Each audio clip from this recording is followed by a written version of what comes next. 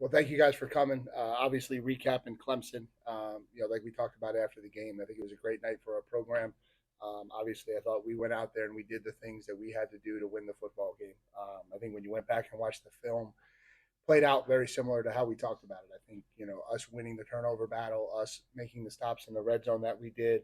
I think all of those things were critical, and then us being able to finish those drives at the end of the third quarter, beginning of the fourth quarter, to kind of create a little bit of separation in that game were really really big. And so, proud of our guys, proud of how we came out and competed, proud that we went out there and believed in who we were and what we're all about, and we're able to get the job done.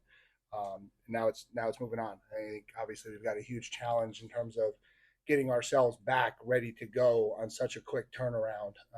Obviously there was a lot of emotion and enthusiasm after that game Monday night, and now it's all of a sudden Thursday, and we're done practicing. And we got to get ready to go again, and so we've just challenged the guys this week to go out there and play, their best brand of football. I think that's the challenge this week is, human response says you can't do it again, and we've challenged them to kind of prove that wrong. And so that's kind of where we're at.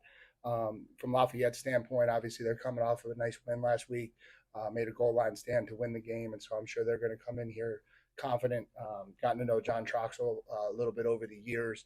I've certainly crossed paths with him some, and I think he's doing a really good job, kind of similar to us, trying to establish his culture, trying to rebuild that program.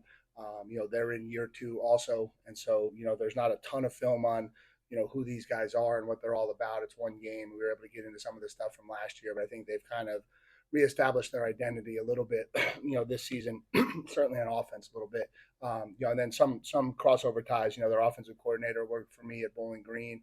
So I know TJ DeMuzio really well. Kevin Bauman worked for me, their offensive line coach. And so, anytime you go back into the Northeast and play some teams, there's some crossover to my roots. And so, a lot of respect for these guys. I know they're going to come down hungry and really wanting to go out there on this stage and play their best football too. And so, it's going to be a challenge, and hopefully we can respond the right way and play our game. And so from there, I'll open up to questions.